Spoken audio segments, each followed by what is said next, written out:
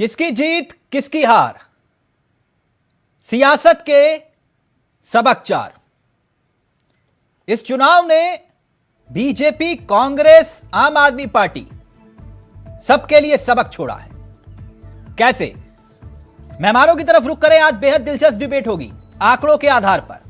गुजरात का मैं जिक्र कर रहा हूं और अपने सहयोगी से चाहूंगा जरा ये टैली एक बार फिर से प्ले करें, क्योंकि कुछ आंकड़ों के सहारे ही हम आपको समझाएंगे कि सियासत की कहानी है क्या। बीजेपी 156 सीटें बीजेपी जीती, वोट प्रतिशत लगभग 53%। कांग्रेस 17 सीटें गुजरात में जीती और वोट प्रतिशत हुआ 27% के आसपास। अब इसके बाद आम आदमी पार्टी का आंकड़ा भी देखिए।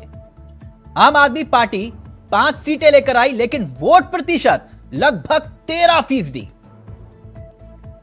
दूसरे निर्दलीय 4 और वोट मिला लगभग इन्हें 8% के आसपास, 7.5%। अब इसके बाद हिमाचल रुक करते हैं।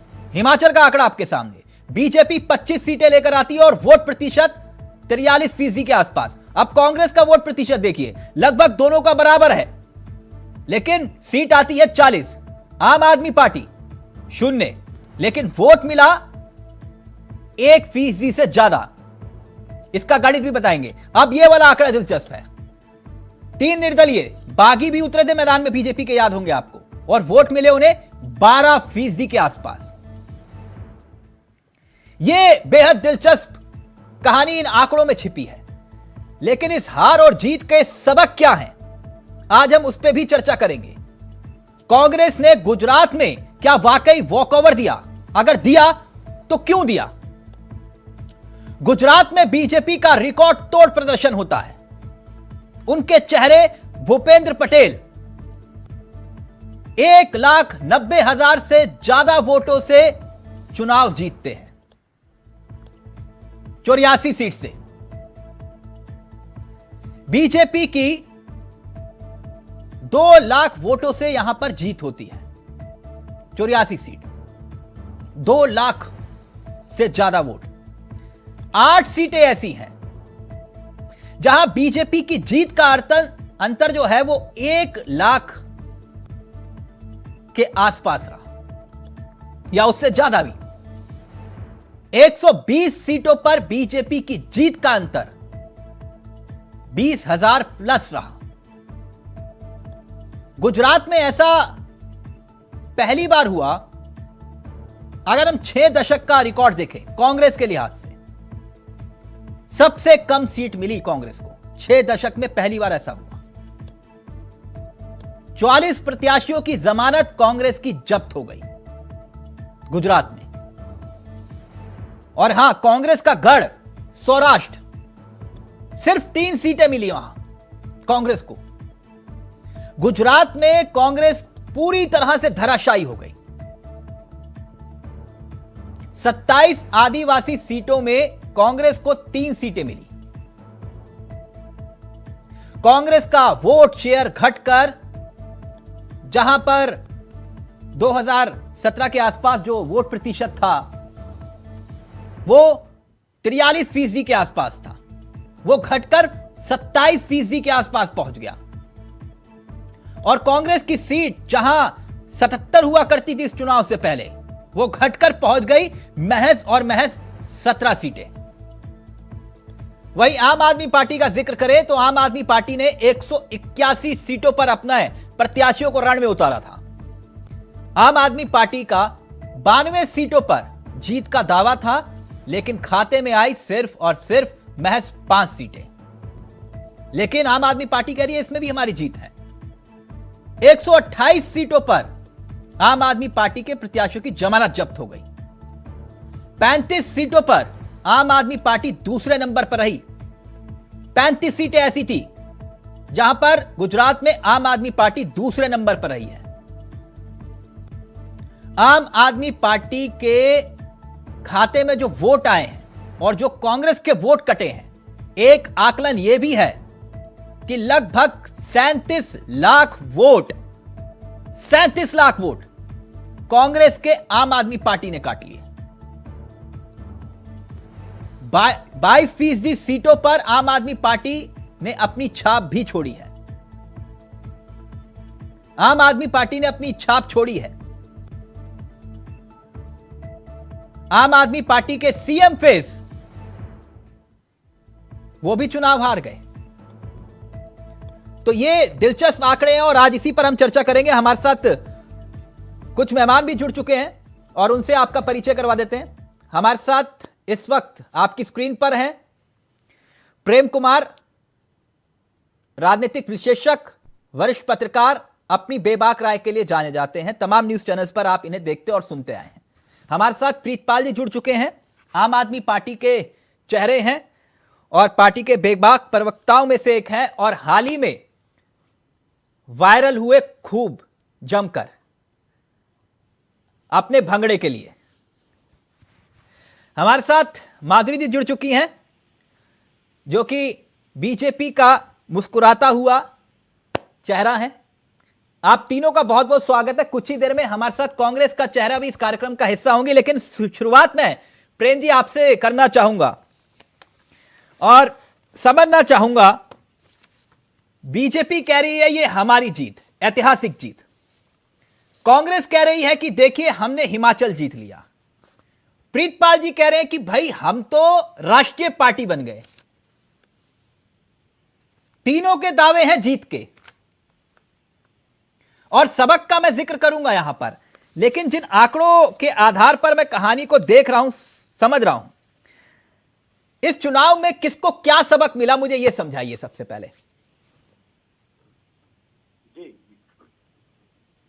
कांग्रेस या जो बाकी दोनों पार्टियां हैं, सभी तीनों पार्टियां जो अपने लिए वो बिल्कुल सही बोल रही हैं, गलत इसमें कुछ भी नहीं।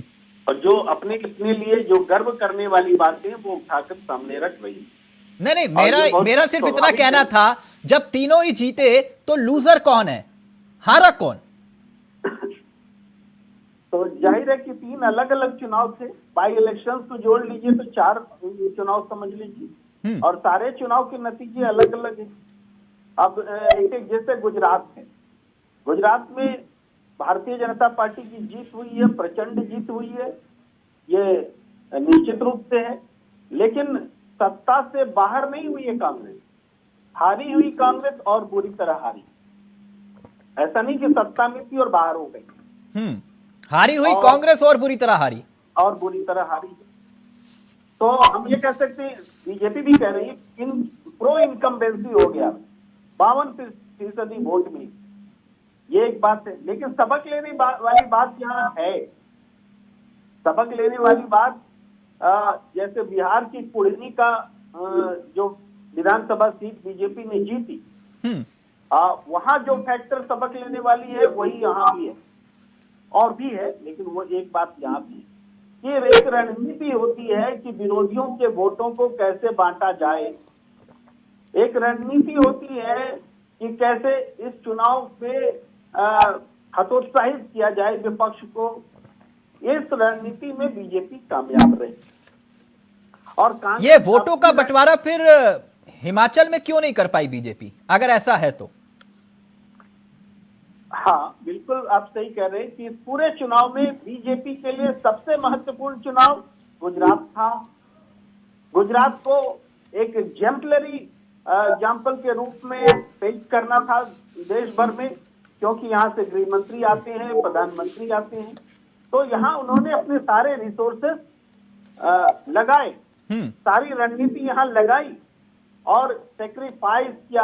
मैं तो कहूंगा कि एमसीडी का इलेक्शन भी बीजेपी ने सेक्रीफाइस किया। मैं इसलिए कहता हूं सेक्रीफाइस, रणनीतिक तौर पर कह रहा हूं, कोई दोनों के बीच में नहीं। आप क्या मुझे बता रहे हैं कि कांग्रेस ने वॉक ओवर दे दिया? नहीं, वॉक ओवर मैं ये कह रहा हूं कि बीजेपी ने एमसीडी के चुनाव से जो तामझाम के साथ जो चुनाव शुरू किया था, चुनाव प्रचार, प्रधानमंत्री इन्वॉल्व थे, गृह मंत्री इन्वॉल्व थे, उन दोनों ने अपने आप को हटा लिया और स्थानीय नेतृत्व के भरोसे छोड़ा। उनको वो गलती करते रहे, नकारात्मक प्रचार करते रहे, वहां करेक्शन करने की जरूरत बीजेपी के थिंक टैंक ने नहीं समझी, क्योंकि उनका फोकस था गुजरात। और आम आदमी पार्टी भी जो गुजरात में बहुत तामझाम के साथ गई, बीजेपी और पूरी मीडिया आम आदमी पार्टी बनाम बीजेपी लड़ाई दिखला रही थी, वो भी एक रणनीतिक बात थी।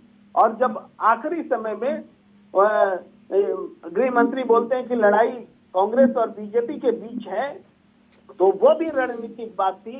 तब तक आम आदमी पार्टी ने अपना फोकस एमसीडी तक कर लिया था, चूंकि एमसीडी पर उनका फोकस है। यानी एमसीडी चुनाव को सैक्रिफाइस करके, इवन आम आदमी पार्टी ने हिमाचल सैक्रिफाइस किया, वहां से पूरा ध्यान है। क्योंकि इनको जो आज बता रहे हैं कि हमें राष्ट्रीय पार्टी का दर्जा चाहिए था, आज ये बता रहे हैं, तब गुजरात जीतने की बात कर रहे थे, तो उस समय इन्होंने गुजरात पर फोकस किया और सबसे ज्यादा एमसीडी पर फोकस किया। तो इन सब का नतीजा है कि हिमाचल में बाइपोलर इलेक्शन हुआ और उसमें बीजेपी हारी। ठीक, ओके प्रेम जी, ओके। मुझे प्रीतपाल जी आप समझाइएगा, क्योंकि आज मैं बहस करने के मूड में कतई नहीं हूं। मैं चाहता हूं कि हम चर्चा करें, क्योंकि दावे तो आप तीनों के हैं, माधुरी जी के भी हैं, आपके भी हैं और कांग्रेस के भी हैं। ये चुनावी नतीजों में सबसे बड़ा लूजर है कौन फिर, प्रीतपाल जी? हाँ बिल्कुल तिलक जी, पहले तो बहुत बहुत धन्यवाद, आपने मुझे इतने बड़ी उपाधि दी। बहुत बहुत धन्यवाद पूरी मीडिया का, जिन्होंने मेरे जो दिन जीत हुई थी एमसीडी में और वो डांस पूरे देश में चलाया, पूरे विश्व में चला, इसके लिए धन्यवाद। दूसरा मैं कह दूं लूजर कौन। देखिए ये चुनाव जो अभी हुए हैं, चाहे वो 2 राज्यों के चुनाव हो, एमसीडी का एक 250 वाट का चुनाव हो, चाहे उपचुनाव हो, सभी पे अगर कोई चेहरा था वो नरेंद्र मोदी जी का था। आपने दिल्ली में भी देखा, दिल्ली एमसीडी में भी तकरीबन 8 बड़ी जनसभाएं जो है वो नरेंद्र मोदी जी और अमित शाह जी ने अलग अलग करके की। नहीं तो आप भी तो केजरीवाल जी के नाम पर ही वोट मांग रहे थे या किसी और के नाम पर? बिल्कुल केजरीवाल जी के ऊपर ही वोट मांग रहे थे। आप लूजर की बात अगर आप कह रहे हैं, हमें प्राप्त हुआ। हम पिछली बार चुनाव वहां नहीं लड़े थे, तकरीबन 29 सीटों पे हम लोग 2017 चुनाव लड़े थे, जहां पे हमारा कोई बड़ा नेता गया नहीं था। हाँ 2020 में जो नगर निगम का चुनाव हुआ था, तब भी वहां पे अरविंद केजरीवाल जी नहीं गए थे, गोपाल राय जी वहां के अध्यक्ष हुआ करते थे, उन्हीं के नेतृत्व में चुनाव हुआ था। वहां पे सूरत में हमें 27 सीटें मिली थी, हमारा हौसला बुलंद था, हम वहां से कुछ खोने वाले नहीं। तो फिर पहाड़ से पलायन क्यों कर लिया आपने ठीक चुनाव से पहले? नहीं, ये मीडिया अपना आकलन लगा रही है। नहीं, आकलन तो आप मुझे बता दीजिए ना। जितना सीरियसली आपने गुजरात चुनाव लड़ा, उतना सीरियसली हिमाचल चुनाव नहीं लड़ा आपने, ये तो सब जानते हैं। आप पहाड़ से पहले ही पलायन कर गए। बिल्कुल, हिमाचल के अंदर जो चुनाव हमारा लड़ना था, आपको पता होगा ऑपरेशन लोटस वहां चलाकर हमारी सारी कार्यकारिणियों को, जो हमारा बूथ स्तर पे कार्य करता था, उसको भी डिस्टर्ब करने का काम अनुराग ठाकुर ने किया था। ऑपरेशन लोटस मतलब हिमाचल में चल गया, गुजरात में नहीं चल पाया सर? गुजरात में भी इन्होंने प्रयास किया। अच्छा, मतलब अपने गढ़ में ये आपको उखाड़ नहीं पाए, लेकिन दूसरे गढ़ में आपको उखाड़ दिया। देखिए हमने तो किला भेदा ना, हमको वहां के 40 लाख वोट मिले ना। जिस गुजरात मॉडल को कह के नरेंद्र मोदी जी दूसरे राज्यों में जाते हैं, वहां पे आम आदमी पार्टी का मॉडल तकरीबन 40 लाख लोगों को पसंद तो आया। 35 सीटों नहीं, आप अपनी बात रखिए, वो आंकड़ा भी लेकर आया हूं मैं, वो आंकड़ा भी बेहद दिलचस्प है। जरा मैं इंतजार कर रहा हूं कि सुधा मिश्रा भी इस कार्यक्रम का हिस्सा बन जाएं और फिर मैं वो आंकड़ा रखूं, ताकि दर्शक भी तो जान पाएं कि ये कहानी है क्या। आप एक तरफ कह रहे हैं कि हिमाचल में जो है हमने जो है अपने आप को स्थापित करने की कोशिश की और बीजेपी ने हमें स्थापित नहीं होने दिया, और गुजरात में हम स्थापित हो गए। ये बात मेरे गले नहीं उतर रही। नहीं, गले इसलिए नहीं उतर रही क्योंकि आपको वो पीसी याद होगी, अनुराग ठाकुर की हमारी पूरी कार्यकारिणी को इन्होंने ऑपरेशन लोटस के तहत सीबीआई और ईडी का डर डरा के सारी कार्यकारिणी इन्होंने वहां से हटा दी। अच्छा, तो गुजरात वाले सीबीआई और ईडी से नहीं डरे आप? कार्यकर्ता नहीं। अच्छा, गुजरात और आम आदमी पार्टी, गुजरात वाले नहीं डर हुए और हिमाचल वाले डर गए? नहीं, गुजरात में हम 27 सीटें ऑलरेडी जीत चुके थे 2020 में नगर निगम का। हमारा बूथ स्तर पे कार्यकर्ता तैयार बैठा था, तभी तो 35 सीटों में रनर अप रहे हैं। 5 सीटें वहां जीती है। आपने कहा क्योंकि सुधा जी भी इस कार्यक्रम का हिस्सा बन गई हैं, आपने मुझे कहा, ध्यान से सुनिएगा आप सुधा जी, कि हमें लगभग 40 लाख वोट मिले, आपने ये कहा। और जो मैंने आंकड़ा भी निकाला, आम आदमी पार्टी को जो नुकसान कांग्रेस को जो पहुंचाया, लगभग 37 लाख वोट आपको कांग्रेस के मिले। लगभग 37 लाख, 22% सीटों पर आम आदमी पार्टी ने अपनी छाप छोड़ी है, इसमें कोई दो राय नहीं। 35 सीटें ऐसी रही जहां आम आदमी पार्टी गुजरात में दूसरे नंबर पर रही। तो वोट तो कांग्रेस के ही काटे ना प्रीतपाल जी आपने, कि नहीं? मैं गलत बोल रहा हूं? नहीं, ये जनता जनार्दन ने तय करना था। आप ये समझ सकते हैं कि भारतीय जनता पार्टी इतनी नेगेटिव स्टेट में जाने के बाद भी अंतिम समय में 2002 का भी ये सर 13% ये वोट आपको मिला तो किसका मिला? क्योंकि बीजेपी तो अपने वोट परसेंटेज से ज्यादा वोट लेकर आई, 52% से वोट मिला। नहीं, आप अगर आकलन कर रहे हैं कि 33 लाख वोट अगर हमने कांग्रेस के लिए है, तो बाकी के जो वोट है वो भी तो भारतीय जनता पार्टी के ही टूटे हैं। इस बार हम सर बीजेपी को पहले से ज्यादा वोट मिले हैं और कांग्रेस के वोट घटे हैं। मैं इसलिए कह रहा हूं, ये आंकड़ा मैं तभी लेकर आया, तभी तो ये कह रहे हैं कि आप vote कटवाएं।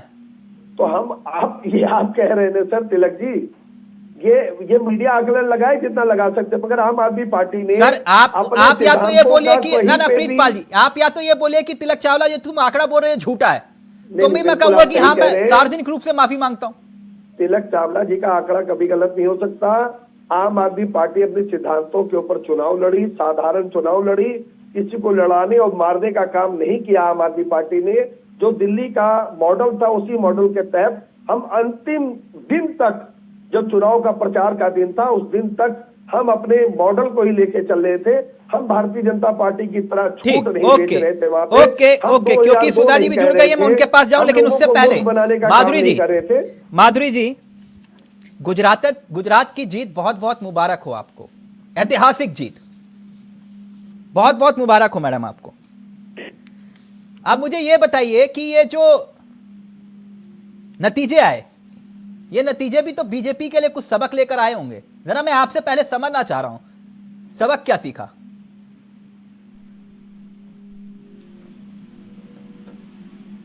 Madhuri ji, madam please unmute कर लीजिए।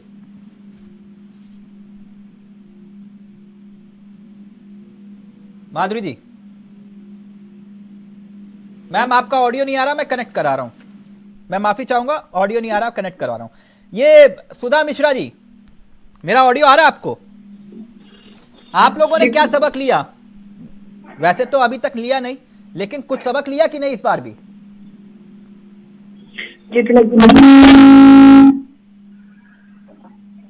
तिलक जी मेरी आवाज आ रही है? जी बिल्कुल, प्लीज अपनी बात रखिए।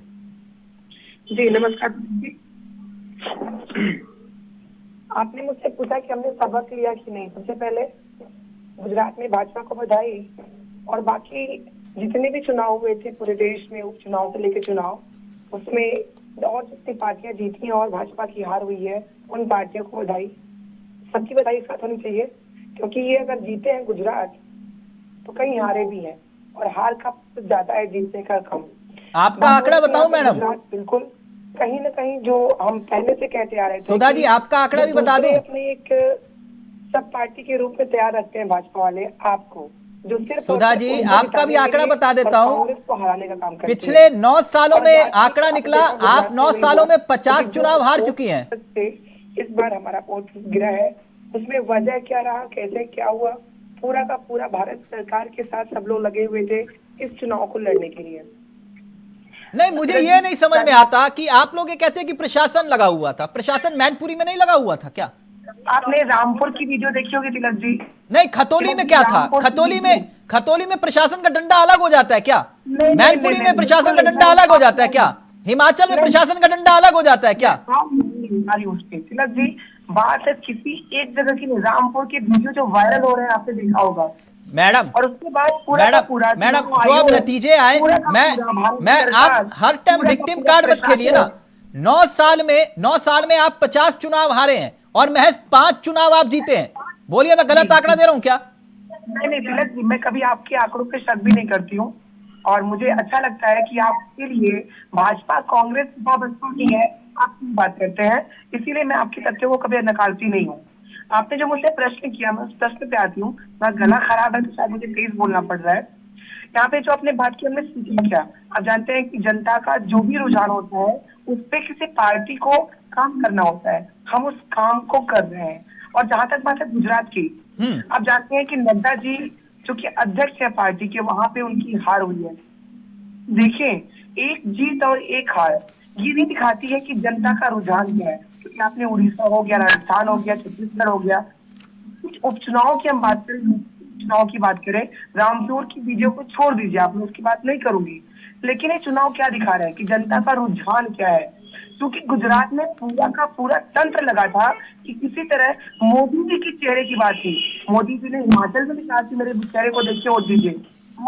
सुधा जी, ये प्रशासन तो, ये शासन और प्रशासन हिमाचल में भी लगा होगा, मैं यही बात पूछ रहा हूँ। एक उदाहरण सुधा जी, ये बात क्यों कही जा रही है? मैंने अभी जैसे प्रीतपाल जी से पूछा और कुछ आंकड़ों के साथ उनके साथ बातचीत की, अब मैं आंकड़े कुछ आपके सामने भी रख रहा हूं।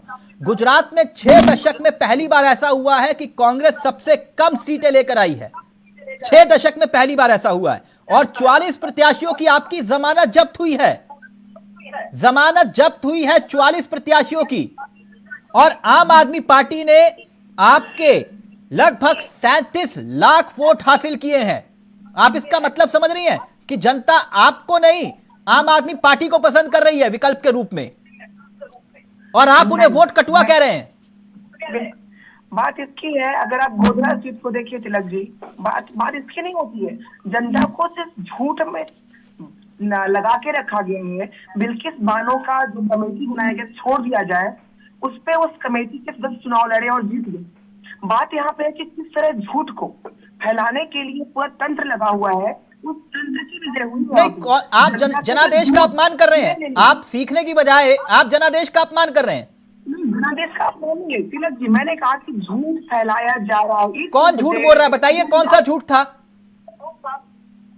आप बताइए, गोधरा में बिल्किस बानो का जो झूठ था, उसके अपराधी घूम रहे हैं। आपने मुद्दा उठाया, आप इसका मतलब वो मुद्दा उठा नहीं पाए, जनता आपके साथ नहीं खड़ी हुई। नहीं, झूठ हावी हो रहा है, क्योंकि झूठ को 100 बार झूठ को बोला गया। वाह, पता लगता है जनता को। मतलब जनता इतनी बेरोजगार, महंगाई की मार रही है। मतलब 9 सालों में 50 चुनाव हार गए।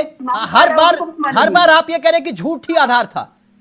9 सालों में 50 चुनाव हारे आप, महज 5 चुनाव जीते आप। नहीं, हमने तंत्र का इस्तेमाल इस चुनाव का किसी भी चुनाव को जीतने के लिए नहीं किया। बहुत बढ़िया, 2 चीज है, सत्य। बहुत बढ़िया। मैं माधुरी जी के पास जाऊं, आप लोग जानते हैं मैं बहस बिल्कुल नहीं करता, मैं चर्चा करता हूं। 1 मिनट सुधा जी, आपने सत्ता की ताकत, सत्ता के तंत्र का जिक्र कर ही दिया, तो मैं इतिहास के पन्नों को पलटते हुए, अगर मेरी बात गलत होगी तो प्रेम जी बैठे हुए हैं, मेरे वरिष्ठ हैं। हेमवती नंदन बहुगुणा का चुनाव याद है आप लोगों को? याद है? जब इंदिरा गांधी ने पूरी की पूरी सत्ता लगा दी थी, हुकूमत लगा दी थी, अपने मंत्रियों को वहां बिठा दिया था कि बहुगुणा चुनाव नहीं जीतने चाहिए। चुनाव जीते ना? चुनाव जीते कि नहीं जीते? गलत तो नहीं कह रहा सुधा जी? ये है इतिहास है। ये मुझे जरूरत नहीं है आप लोगों को इतिहास पढ़ाने की, मैं तो वही आंकड़े आप लोगों के सामने जो इतिहास के पन्नों में दर्ज है। अगर मैं बोलूं, अगर आप मुझे बोलने देंगे, कोई भी आंकड़े, मैंने पहले ही कहा था कि मैं आपके आंकड़ों पे सवाल कभी खड़ा नहीं करती हूँ, क्योंकि आपकी जो समीक्षा और शोध होता है, कभी इस पे न शक होता है न सुबह होता, मैं उससे कोई सवाल खड़े नहीं करती हूँ। बात यहाँ पे राजनीति में, मान लीजिए हम सड़क पे जा रहे हैं, कोई रास्ता गलत हो गया तो क्या रास्ता छोड़ देते हैं? हम रास्ता बदल के आगे बढ़ते हैं। मैडम, मैं वही तो कह रहा हूँ, इस रास्ते को, गुजरात के रास्ते को जब जनता ने आपको 77 सीटें दी थी, तो गुजरात का रास्ता आप क्यों भूल गए? नहीं, मेरा सवाल यही है, मैं माधुरी जी के पास जा रहा हूँ। माधुरी जी बहुत देर से वेट करें, मैं माधुरी जी के पास जा रहा हूँ। सुधा जी, मेरा सवाल बस एक ही एक्सप्रेशन था, मेरा एक ही एक्सप्रेशन था कांग्रेस से कि जिस कांग्रेस को 77 सीटें मिली, तो आप अपना रास्ता क्यों भटक गए? विपक्ष के रूप में आपकी भूमिका क्या रही? और आम आदमी पार्टी ने अगर आपका वोट हासिल कर लिया तो आपने उनको वोट कटुआ बोल दिया। आप अपना अध्यक्ष तक चयन नहीं कर पाए, जो कार्यकारी अध्यक्ष बनाया उसे मौका नहीं दिया।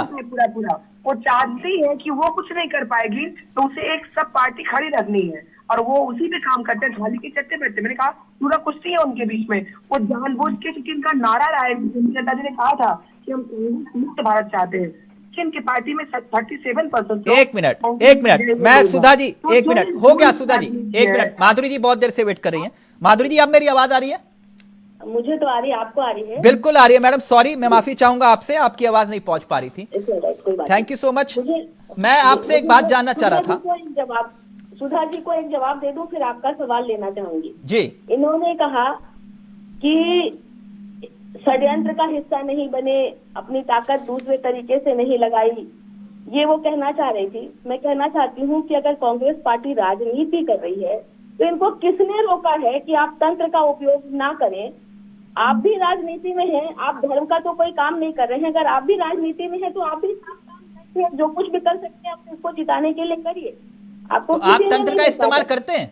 जी, मैं ये नहीं कह रही हूँ तंत्र का इस्तेमाल, जैसा कि आरोप लगा रही हैं इनको पूरी कांग्रेस पार्टी को। नहीं, आप कह रहे हैं ना कि कोई राजनीति में कोई संत तो है नहीं, तो मैं आपसे पूछ रहा हूँ आप तंत्र का इस्तेमाल करते हैं क्या? हम नहीं करते या करते हैं, ये तो एक राजनीति। नहीं तो फिर आप उनको सलाह क्यों दे रहे हैं कि आप कर लो इस्तेमाल? शामिल है क्या?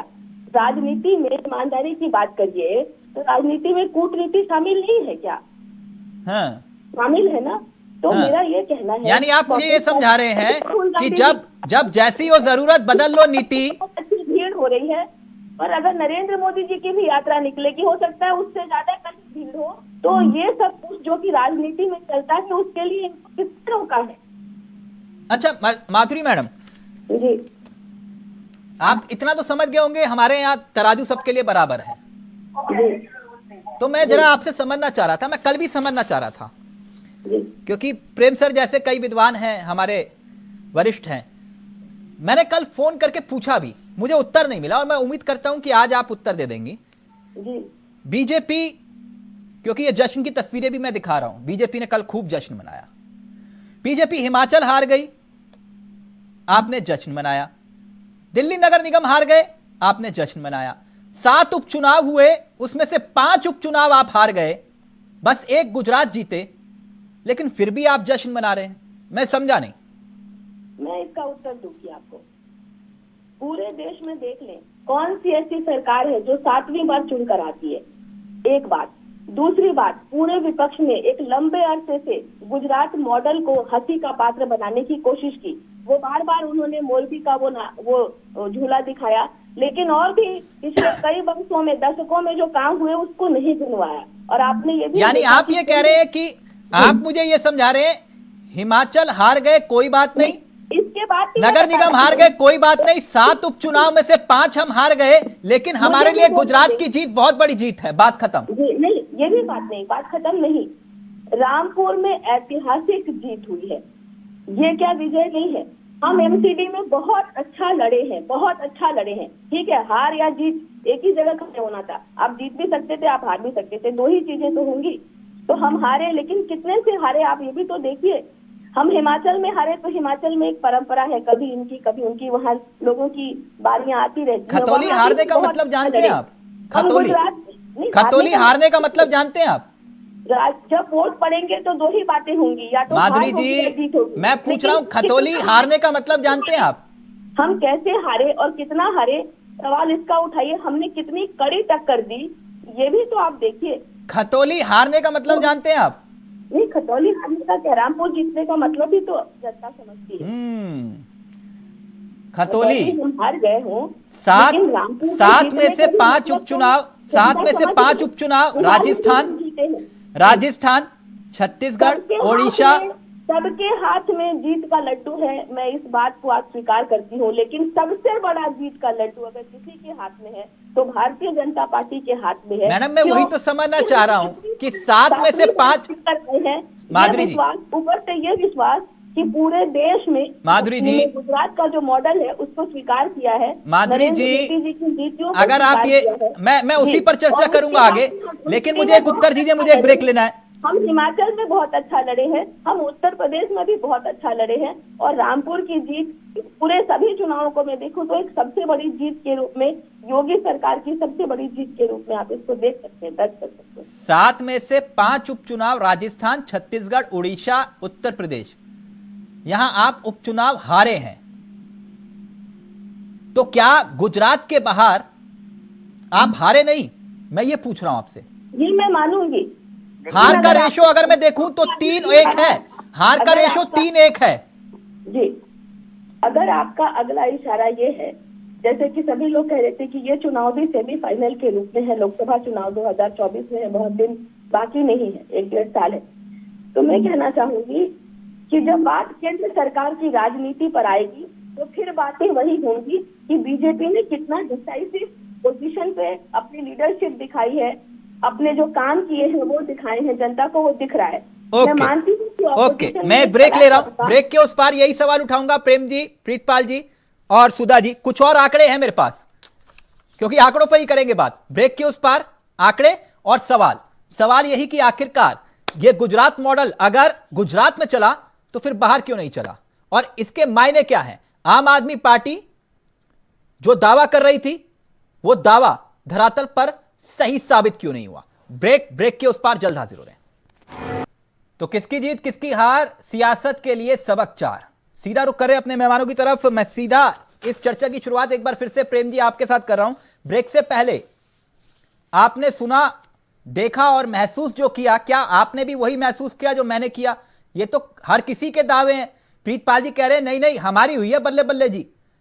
माधुरी जी कह रही हैं कि सब छोड़ो गुजरात जीत गए। ये तो वैसे ही हुआ कि जैसे भैया इंडिया पाकिस्तान का मैच है, वर्ल्ड कप हार गए, कोई बात नहीं, पाकिस्तान से जीत गए हम।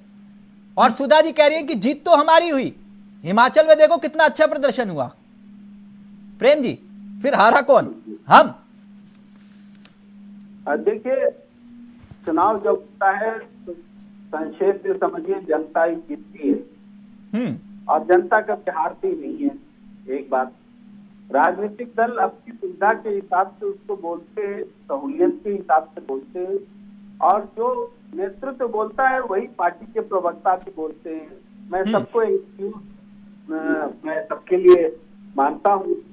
जब नरेंद्र मोदी जी बोलते हैं कि रामपुर की जीत उनके लिए बहुत महत्वपूर्ण है, तो उनकी प्रवक्ता कैसे नहीं बोलेंगे कि ये जीत महत्वपूर्ण है। वो रामपुर जहां सिर्फ 32% वोट होता है, ये तो लोकतंत्र की हार है। और इस लोकतंत्र की हार को अगर हमारे प्रधानमंत्री बड़ी जीत के रूप में पेश कर रहे हैं, ये दलगत जीत और हार का सवाल नहीं था। रामपुर 32% वोट मतलब डेमोक्रेसी की हार, एक बड़ी उच्च स्तरीय जांच की जरूरत थी, इतना कम वोट क्यों पड़ा। ये कोई कश्मीर तो था नहीं रामपुर कि 32% वोट पड़ेगा, लेकिन रामपुर तो 32% वोट पड़े। ये बड़ा सवाल है, ये गर्व की बात नहीं है लेकिन रामपुर पर गर्व किया जा रहा है। दूसरे नतीजों, निश्चित रूप से गुजरात में जो आप जिस व्यक्ति से बात कर रहे हैं उन्होंने आपके कॉल को होल्ड पर रखा है। लेकिन चुनाव में किसने किससे क्या छीना? क्या बीजेपी किसी से कोई सीट छीन पाई? रामपुर छीन ली, ठीक है। कुढ़नी आपने छीन लिया बाई इलेक्शन में, ठीक है, ये आपकी उपलब्धि है। लेकिन आप एमसीडी हारे हैं, आपसे एमसीडी आम आदमी पार्टी ने छीनी है। 15 साल का शासन था। ये बीजेपी का लूज वाला पॉइंट है, लूजर है। कांग्रेस ने हिमाचल प्रदेश छीना है, क्योंकि आप उत्तराखंड का उदाहरण रखते थे कि हम उत्तराखंड में रिवाज बदल चुके हैं, यहाँ भी बदलेंगे।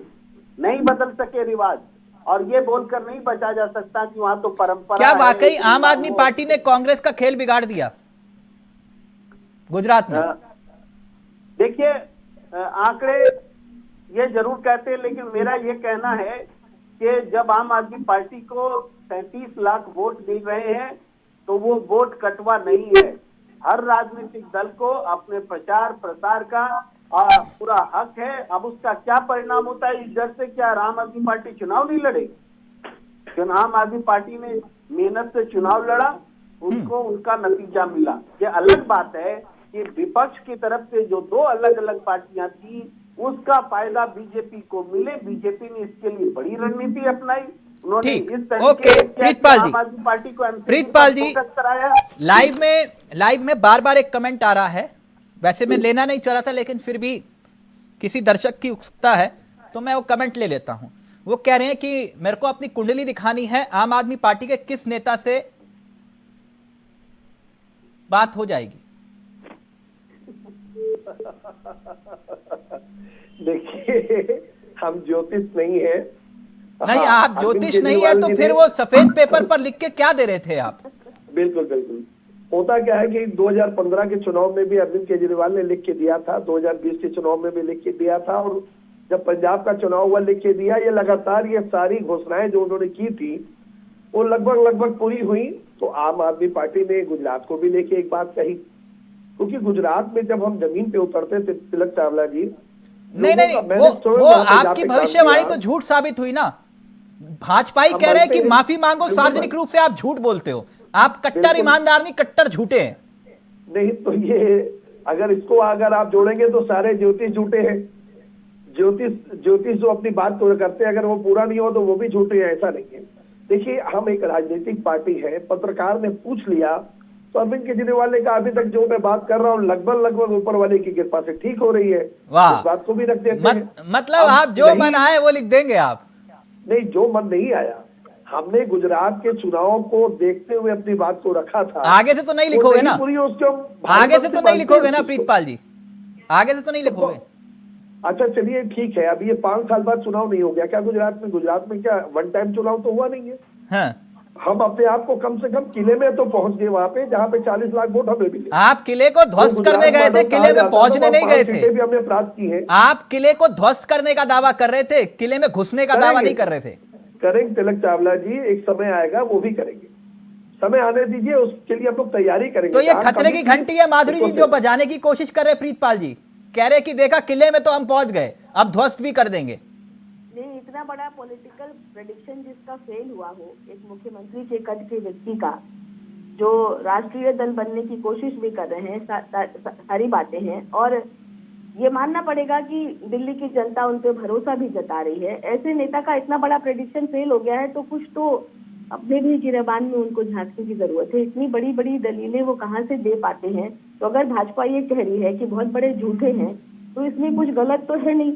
प्रीतपाल जी, भाई अभी नरेंद्र मोदी जी एमसीडी के चुनाव में भी कह रहे थे कि हमको वहां पे 200 सीटें मिलेंगी, मिली कितनी? 104। यानी नरेंद्र मोदी जी झूठे हैं, देश के प्रधानमंत्री हमारे झूठे, अमित शाह झूठे। हिमाचल में वो कह रहे थे जाके मैं यहाँ का बेटा हूँ, हिमाचल का बेटा हूँ। मैंने आपके बीच में नहीं बोला मैडम, मैंने आपके बीच में नहीं बोला, सुन लीजिए फिर बोल लीजिएगा। तिलक चावला जी का कार्यक्रम है, यहाँ बहस नहीं होती। आप हिमाचल के अंदर नरेंद्र मोदी जी जाके क्या कह रहे थे, मैं यहाँ का बेटा हूँ। वहां पे उन्होंने क्या कहा जनता ने, चलो अपने घर जाओ। जहां जाते वहां के बेटे बनते हैं, काम वहां का नहीं करेंगे। किसी ने सफेद पेपर पे लिख के नहीं दिया था ना? जीतने के बाद आम आदमी पार्टी का सहयोग करेंगे। आप हमारा मेयर नहीं बनने दे रहे, हमारा मेयर बनने वाला है तिलक चावला जी। वहां पे भी ये सेंध लगाने में लगे हुए हैं, वहां पे भी ऑपरेशन इन्होंने लोटस लागू कर दिया। हमारे सभासदों पार्षदों को फोन आना शुरू हो गया है, पैसे का प्रलोभन दे रहे हैं। तो आप मान लीजिए कि नरेंद्र मोदी जी हारे हैं। अब नरेंद्र मोदी जी पूरे देश के अंदर किसी समय में भारतीय जनता पार्टी 21 राज्यों में हुआ करती थी, मात्र 11 राज्यों में आप रह गए। 6 राज्यों में पूरी तरह से आप है, 5 राज्यों में सहयोगी पार्टियों के साथ है। तो ग्राफ जो है वो नरेंद्र मोदी जी का गिर रहा है। और इस चुनाव में भी आप 5 कम से कम उपचुनाव हारे, हिमाचल आप हारे हैं, एमसीडी हारे, तो हारे तो नरेंद्र मोदी जी के चेहरे पे आप चुनाव लड़े थे। तो आप कहां से कॉन्फिडेंस इतना लाते हैं कि आप अभी भरे चैनल पे, तिलक चावला जी के चैनल पे भी आप कह रहे हैं कि हम लोगों ने बड़ा अच्छा प्रदर्शन किया। आप मान लीजिए कि नरेंद्र मोदी जी का ग्राफ कम हो रहा है। क्यों माने? आपसे एक बात कहूं, आप हिमाचल नहीं हारे, आप दिल्ली एमसीडी नहीं हारे, जब आप 5 उपचुनाव नहीं हारे। रामपुर के अंदर अगर 32% वहां पे वोटिंग पड़ती है, देश का प्रधानमंत्री किस कॉन्फिडेंस के साथ कहता है कि बड़ा अच्छा हुआ? लोकतंत्र की हत्या की आपने रामपुर के भीतर। पूरे वीडियो वायरल हो रहे हैं, बच्चा देख रहा है उसको। रोनी जी, आप एक देश की नागरिक हैं, आपको कैसे खाना हजम होगा रात को? आप बताइए, 32% वोट को आप बड़ा अच्छा बता रहे हैं, लोकतंत्र की जीत बता रहे हैं। लोकतंत्र की जीत होती कि वहां पर 70%, 80% वोट पड़ता। जीतती भारतीय जनता पार्टी, मैं ताली बजाता, मगर 32% आपने वोट कराए, लोगों को घरों से निकलने नहीं दिया, पूरा पुलिस तंत्र वहां पे लगा दिया, लोगों को मार के लाठियों से दौड़ाया जा रहा है। नहीं, बिल्कुल गलत बात है, बिल्कुल गलत बात है, बिल्कुल वीडियो चल रहे, पूरे वीडियो वायरल है, पूरे देश ने देखा। सम्मानित पत्रकार बंधु बैठे, यदि इस बात को मोहर लगाएंगे तो वो वीडियो कितनी बुरी तरह चल रही है, जहाँ पुलिस लाठियों से मार मार के लोगों को घर में भर रही है। गलत आप गलत कह रही है मैम। भरे चैनल पे आप दुनिया देख रही है, आपको 32% वोट वाले वोट शेयर को आप बता रहे हैं देश की जीत है, ये लोकतंत्र की जीत है, मजाक है। प्रीतपाल जी एक मिनट उनको बात रखने दीजिए, फिर मैं सुधा जी के पास जा रहा हूँ। बात रखते, अगर आप माधुरी जी बात रखिए प्लीज, जल्दी से अपनी बात रखिए माधुरी जी, फिर मैं सुधा जी के पास जा रहा हूँ।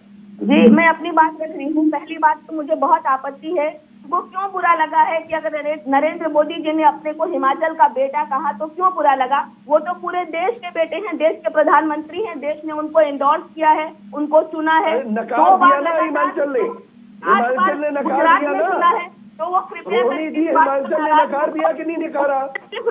दिल्ली के एमसीडी ने नकारा कि नहीं नकारा? केवल भारत 5 राज्यों में आप नकारे गए कि नहीं नकारे गए? प्रीतपाल जी एक मिनट, प्रीतपाल जी एक मिनट। तो वो किसी भी राज्य में जाकर के, किसी भी गांव में, किसी भी शहर में, किसी भी गली में जाके कह सकते हैं। ओके माधुरी जी मैं आपके पास आऊँ। सुधा जी तमिलनाडु में क्यों नहीं चल पा रहे? केरल में क्यों नहीं सुधा चल पा जी, रहे? पंजाब में क्यों नहीं चल पा रहे? दिल्ली में क्यों नहीं चल पा रहे? नागपुर के बारे में इन्होंने कहा कि लोकतंत्र खत्म हो गया था। बंगाल में आप नहीं चल पा रहे। एक मिनट सुधा जी मेरा ऑडियो आ रहा है आपको? जी आवाज आ रही है। जी सुधा जी मैं एक बात समझना चाह रहा हूं, जिन्हें आप लोग बार बार तोहमत मढ़ रहे हैं, वोट कटुआ कह रहे हैं, क्या एमसीडी के चुनाव में आम आदमी पार्टी ने अपने आप को साबित नहीं किया? क्या वहां पर भी आम आदमी पार्टी ने कांग्रेस का ही वोट काटा? पहली बात।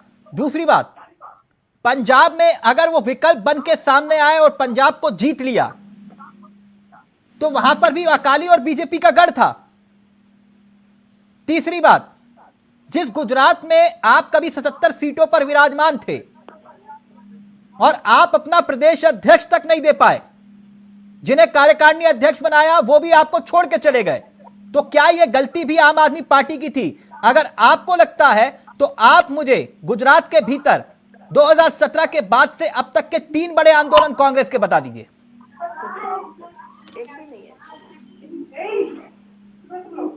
जी तिलक जी, माधुरी जी आपसे देख के अच्छी लगती है, क्योंकि एमसीडी की बात की जाए तो भाजपा की जिस तरह बुरी हार हुई है, इनको बिल्कुल इस बात पे हक नहीं चाहिए था, क्योंकि ये भी जानते हैं कि चुनाव में, राजनीति में हार जीत का मसला एक की हार एक की जीत होती है। तो आप जिस तरह गुजरात से हंस रहे हैं, एमसीडी पे मैं आपको हंस सकती हूँ, लेकिन ये हंसने की बात नहीं है। ये बात उस चीज की है कि जो आप बार बार बोलती थी कि केंद्र सरकार उन्हें नहीं करने देती है, नगर निगम में वो नहीं है तो कुछ काम नहीं कर पा रहे हैं, तो जनता ने इस बार बखूबी इनको दिया है कि अब दोनों आपकी सत्ता हाथ में है, दिल्ली की सरकार भी आपके हाथ में है, एमसीडी में। मैं बधाई देती हूँ प्रिंसिपल जी को कि आपको अब वो सब कुछ करने का मौका मिलेगा जिससे आप सच में ना सुधा जी जिस दिन नतीजे आए थे ना एक मिनट जिस दिन ये एमसीडी के नतीजे आए थे, तो जिस दिन एमसीडी के नतीजे आए थे, सुधा जी मैं करेक्ट कर देता हूं, एक मिनट सुधा जी, जिस दिन एमसीडी के नतीजे आए थे उस दिन शायद प्रीतपाल जी मेरे साथ नहीं थे, मैंने कहा था पिक्चर अभी बाकी है, पिक्चर अभी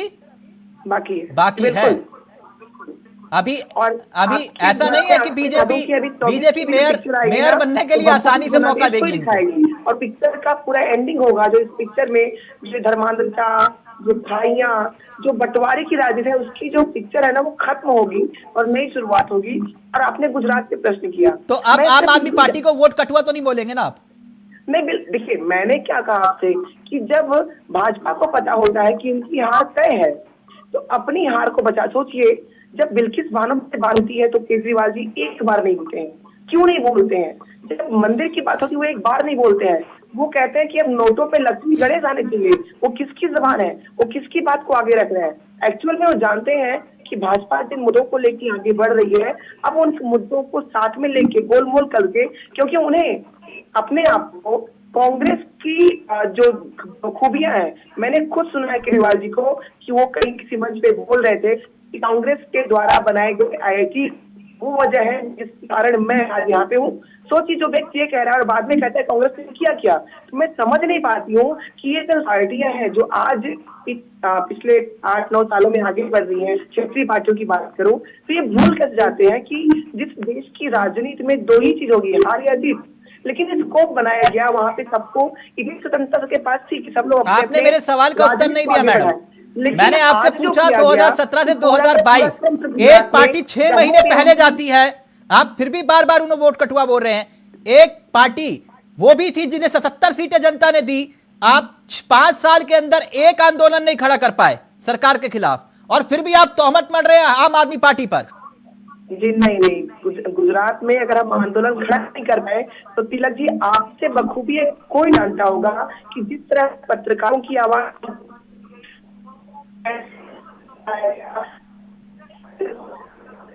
आपका ऑडियो डिस्कनेक्ट हो रहा है, आपका ऑडियो डिस्कनेक्ट हो रहा है। मैं फाइनल मोड में एक एक कमेंट लूं सबसे, आपसे एक बयान है और मैं चाहूंगा अपने सहयोगी से जरा एक बयान है, प्लीज प्ले करिएगा। कांग्रेस के नेता जयराम रमेश, पूर्व केंद्रीय मंत्री, क्या कुछ कह रहे हैं, प्लीज प्ले करिए। भूलिए मत कि प्रधानमंत्री ने 10 रैलियां की, हाई वोल्टेज उनका कैंपेन था। ऐसा नहीं है कि उन्होंने हिमाचल को साइड में रखा और सिर्फ गुजरात पर ही उन्होंने फोकस किया। पहले इसीलिए तो गुजरात और हिमाचल डीलिंक हुए, नहीं तो एक साथ चुनाव होने वाले थे, होना चाहिए था कानून के मुताबिक, कन्वेंशन के मुताबिक। माधुरी मैडम, सुना आपने ये बयान? मेरा सवाल ले लीजिएगा पहले। मेरा सवाल ये है कि गुजरात में मोदी मैजिक चला, मोदी मैजिक चला, और ये विजय ये बात को दर्शाती है कि नरेंद्र अच्छा। मोदी जी के प्रति जो विश्वास है जनता का, हाँ। वो बरकरार है, उनके नाम की लहर बरकरार है। अच्छा, तो ये देखिए, गुजरात में मोदी मैजिक चला, अकॉर्डिंग टू यू, एक सेकेंड, मोदी मैजिक गुजरात में चला, तो हिमाचल में कौन सा मैजिक चला? मैं कहना चाहती हूँ, देखिए कांटे की लड़ाई वहां भी रही है। नहीं, वहां भी तो मोदी जी के नाम पर ही वोट मांगा था ना आपने, किसी और के नाम पर मांगा था। हार जीत एक पार्टी की ही होनी थी, लेकिन हमारा मोदी मैजिक जो है वो अभी बिल्कुल भी कहीं से भी उस पर कोई खरोच नहीं लगी है। आपके मुताबिक मैं मान गया आपकी बात, गुजरात में जीत का फैक्टर मोदी जी थे, गुजरात में जीत का फैक्टर मोदी जी थे।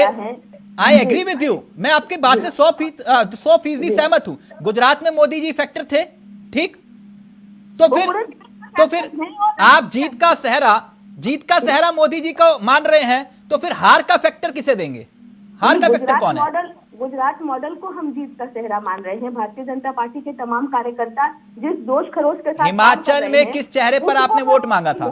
जी, क्यों आप इसको क्यों नहीं देख रहे हैं कि हम कितने कम अंतर से हारे हैं? आप इसको क्यों नहीं देख रहे हैं? लड़ाई तो थी ना, लड़ाई में नहीं थे हम कांग्रेस की तरह, दूसरे जैसे एमसीडी में कांग्रेस की हालत हुई है वैसे तो नहीं थे हम। गुजरात में जो कांग्रेस की हालत हुई है मैं फिर आपको याद दिलाता हूँ, जो हालत गुजरात में हुई है वैसे तो नहीं थे। मैं आपको फिर याद दिला रहा हूँ माधुरी जी, मैं फिर आपको याद दिला रहा हूँ, बीजेपी हिमाचल हारी, दिल्ली नगर निगम हारी, 7 उपचुनाव में से 5 उपचुनाव आप हारे, बस एक गुजरात को आपने जीता। राजस्थान, छत्तीसगढ़, उड़ीसा, यूपी आप उपचुनाव हारे हैं। तो मैं इसीलिए आपसे पूछ रहा हूं, वहां कौन सा फैक्टर था? हम इसके बाद संदेश देने में कामयाब हैं कि हम 7वीं बार सरकार बना सकते हैं। हम केंद्र में इस बार लगातार 3री बार सरकार बनाएंगे, अगर आपका इशारा अगले चुनाव के प्रति है, लोकसभा के प्रति है। तो मैं कहना चाहूंगी, हिमाचल में भी तो देश के प्रधानमंत्री ने 10 रैलियां की थी जी। इसका मतलब ये थोड़ी है कि लोकसभा चुनाव में हमारी मजबूती कम हो गई। जिस लड़ाई से हम लड़े हैं, कई बार स्थानीय मुद्दे भी हावी होते हैं। ओके प्रीतपाल जी, जल्दी से फाइनल कमेंट आपका, फिर प्रेम जी फाइनल कमेंट आपका लूंगा। प्रीतपाल जी, अभी पिक्चर शुरू हुई है, अगर आप लोगों के मुताबिक मैं मानूं, अब आप राष्ट्रीय दल बन चुके हैं, तो फिर जमीन भी मिलेगी, मालूम है ना आपको, दिल्ली में एक कार्यालय के लिए, वो तो लेंगे ना, जैसे गाड़ी घोड़ा बंगला सब कुछ लिया, वैसे भी जमीन भी लेनी पड़ेगी अब आपको। देखिए, जनता के लिए, जनता की एक स्थान बनाने के लिए जहाँ पे जनता अपनी शिकायत लेके जा सके, वो स्थान को लेने में हम पीछे जो, लेकिन गुजरात में मुफ्त की रेवड़ियां चल नहीं पाई। नहीं, क्यों नहीं चली? आप ये दे सकते हैं, जो किला था गुजरात में नरेंद्र मोदी जी के नाम पे जो चुनाव लड़ा जा रहा था, वाह, तो एमसीडी में भी तो लड़ रहे थे। नहीं, 40 लाख वोट मिले हैं सर, 5 सीटें हमने वहां जीती है। हाँ। 27 सीटों लेके हम सूरत में दूसरे नंबर की पार्टी बने हैं नगर निगम में। मध्य प्रदेश में इन्हीं का गढ़ है, मामा मामा मामा मामा। सिंगरौली में हमारा वहां पे मेयर जीता है। हाँ। ऐसा नहीं है कि एमसीडी दिल्ली में कहते हैं नरेंद्र मोदी जी रहते हैं, लेकिन सुधा जी कह रही है ये बीजेपी की मदद करना बंद करिए अब। जीते हम। सुधा जी कह रही है बीजेपी की मदद करना बंद करिए अब। तो ये सुधा जी अपनी पार्टी में स्वतंत्र है, कुछ भी कह सकती हैं। देश हमारा स्वतंत्र है, सभी को इजाजत देता है कि अपनी बात को रख सकते हैं, मगर देश जनता ये समझ चुकी है। प्रेम जी, मैं फाइनल कमेंट आपसे ले रहा हूं। प्रेम जी, क्योंकि सुधा जी का आज गला बैठा हुआ है, इसका फायदा मत उठाइए आप। हम लेके जनता के बीच में जाते हैं। प्रीतपाल जी, आज सुधा जी का गला बैठा हुआ है, उसका फायदा मत उठाइए। प्रेम जी, फाइनल कमेंट आपका। 2022 के इस जनादेश में कोई संदेश छिपा है या अभी?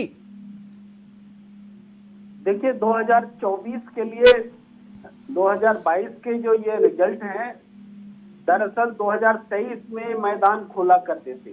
2023 में 9 विधानसभा चुनाव में विधानसभाओं के चुनाव होने हैं और वो उस चुनाव में अब विपक्ष हिम्मत कर सकता है कि मोदी मैजिक को तोड़ा जा सकता है। अच्छा, चलते चलते एक और दिलचस्प खबर, कांग्रेस ने अभी एक ट्वीट किया है और मैं माधुरी जी उस पर कमेंट चाहूंगा आपका, प्लीज जरा प्ले करिएगा। कांग्रेस का ट्वीट आया है, कांग्रेस ने ट्वीट करके लिखा है पीएम मोदी की विदेश यात्राओं पर 239 करोड़ रुपए खर्च हुए 5 साल में। जल्दी से कमेंट आपका माधुरी जी। एक समय था जब इंडिया इज इंदिरा और इंदिरा जी इज इंडिया ऐसा नारा लगता था। अब लोगों को, कांग्रेस पार्टी को तब तो जलन नहीं होती थी। अब जब मोदी जी के बारे में ऐसा परसेप्शन बन रहा है कि Modi is India and India is known by Modi, तो क्यों लोगों को इतनी तकलीफ हो रही है? एक बार पैसों की बात क्यों कर रहे हैं? ये कौन, एक इतने बड़े देश के लिए ये कौन से कितने करोड़ है, कितना प्रतिशत? आपने कहा Indira is India, India is Indira, Modi is India, India is Modi. तब तो कोई आपत्ति किसी को नहीं थी। Okay, thank you so much, बहुत बहुत शुक्रिया आप सभी का। तो ये हार और जीत, किसकी जीत किसकी हार सुना आपने, लेकिन इसमें सियासत में सबक छिपे थे 4। वो चारों सबक आपने देखे। अब देखते हैं कि हारा कौन जीता कौन, लेकिन लड्डू जीत का हर किसी के हाथ में आया, ये आप कह सकते हैं। फिलहाल मुझे दीजिए इजाजत। नमस्कार, जय हिंद, जय भारत।